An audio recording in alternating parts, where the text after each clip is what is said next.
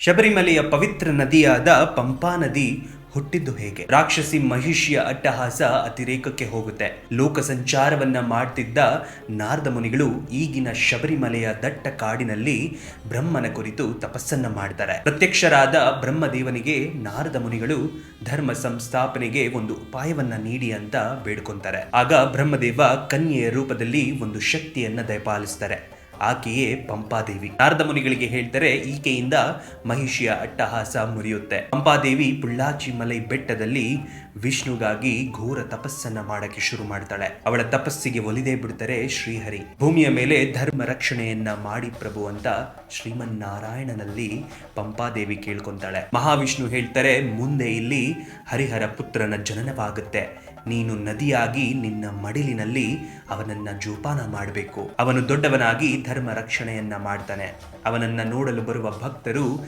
ನಿನ್ನ ನದಿಯಲ್ಲಿ ಮುಳುಗಿ ಅವರ ಪಾಪಗಳನ್ನ ಕಳೀತಾರೆ. ಹೀಗೆ ಪಂಪಾದೇವಿ ನದಿಯಾಗಿ ಹರಿತಾಳೆ. ಅವಳ ದಡದಲ್ಲಿ ರಾಜನಿಗೆ ಹರಿಹರ ಪುತ್ರ ಸಿಗ್ತಾನೆ. ಹರಿಹರ ಪುತ್ರ ಮಲಗಿದ್ದ ಪವಿತ್ರವಾದ ಜಾಗ ಪಂಪಾ ನದಿ. ಅಂತ ಪವಿತ್ರವಾದ ನದಿಯನ್ನ ಕೆಲವು ಭಕ್ತರು ಬಟ್ಟೆಗಳನ್ನ ಬಿಟ್ಟು ನದಿಯನ್ನ ಹಾಳು ಮಾಡ್ತಿದ್ದಾರೆ. ಬಟ್ಟೆಗಳನ್ನ ಬಿಡೋದ್ರಿಂದ ನಮ್ಮ ಪಾಪಗಳು ಕರ್ಮಗಳು ತೊಳೆಯೋದಿಲ್ಲ. ಪಂಪಾ ನದಿಯಲ್ಲಿ ಮುಳುಗೋದ್ರಿಂದ ಅಂತರ ಶುದ್ಧಿ ಆಗುತ್ತೆ.